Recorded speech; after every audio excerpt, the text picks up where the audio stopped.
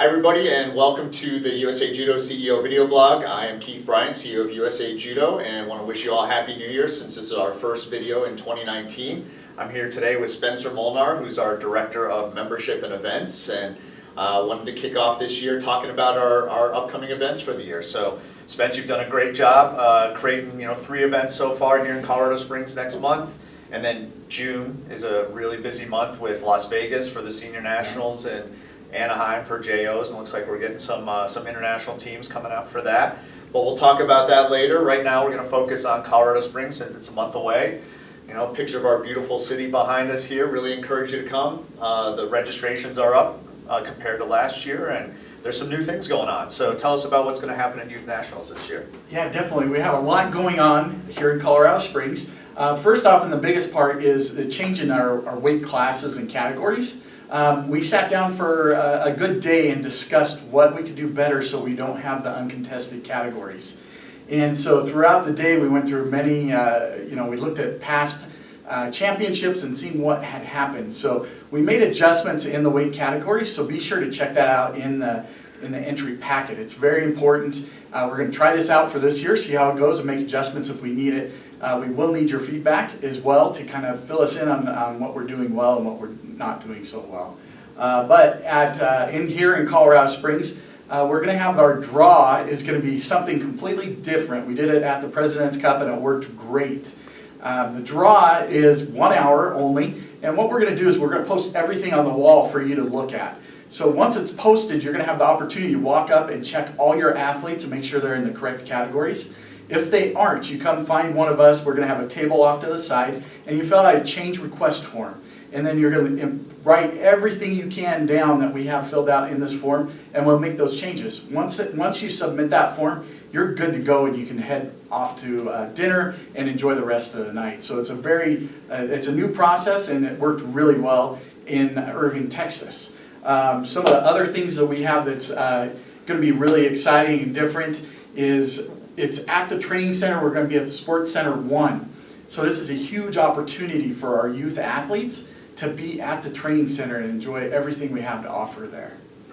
So those are all good points, Spencer, right? I mean, we have been listening to the membership. We have heard, people want less uncontested matches, obviously, if you're making the trip to a national event. So we're trying to increase the numbers in the different weight classes so that there will not be as many, if any, uncontested events. That's always the goal. And then also, with the draw, we know that was kind of a drawn-out process in the past. We've heard from coaches, hey, we want to spend time with our athletes and the families. We don't want to be at the draw till 9 or 10 o'clock at night. So great job to really listen to what the members are saying, and we're open to feedback. So if you have other things, please approach Spencer and I, because this is really your event, and so we want to do the best that we can to serve you all.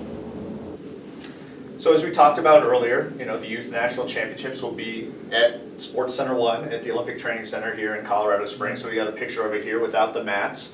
We'll have 4 mats in there, and being at the OTC is a pretty nostalgic, inspirational venue, we'll say. If you haven't been there before, I mean, this is where the majority of our Judo Olympians had trained, from the early 80s up to present, whether they've been residents or they've lived on site. And it's not just Judo players. I mean, I've seen, swimmers like Michael Phelps or Missy Franklin, or figure skaters like Mirai Nagasu or gymnast Simone Biles. I mean, so just to be in that environment and having multiple sports around, it's a pretty cool thing. But with that comes a few nuances that might be a little bit different from the other venues that we go to. Yeah, definitely. We have a lot of different things, and the biggest one is the good old waivers that our athletes are going to have to sign in order to compete at the championship. This was presented to us just a few weeks ago, so we apologize for the late notice.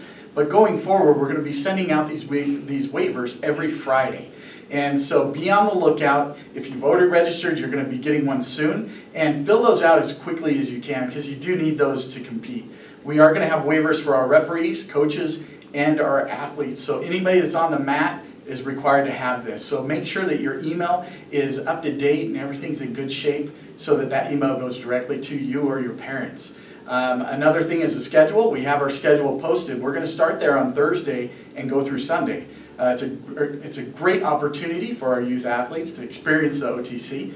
But on Thursday is just weigh-ins and check-in. And then we also have an additional check-in on Friday. So we have 2 of them. So if you're not flying in until Friday morning, you have an opportunity to check in on Friday.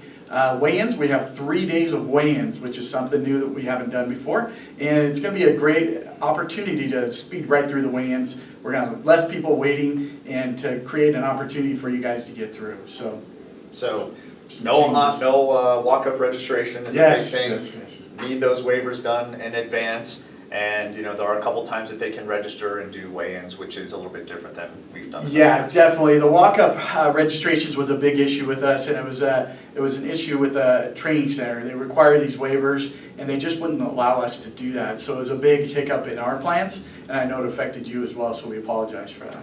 And parking, shouldn't be too bad. The Antlers Hotel, which is where most people are going to be staying in downtown Colorado Springs, is only about 2 miles from the Olympic Training Center. So, carpooling, it would not be too uncomfortable just for the 10 blocks that it is from the hotel to the OTC, right? Yeah, for sure. Parking's gonna be really tight. There is another event going on at the same time, so be sure to enter on the Boulder side of the training center. And if you can, please carpool. It'll be a lot easier for everybody. Great.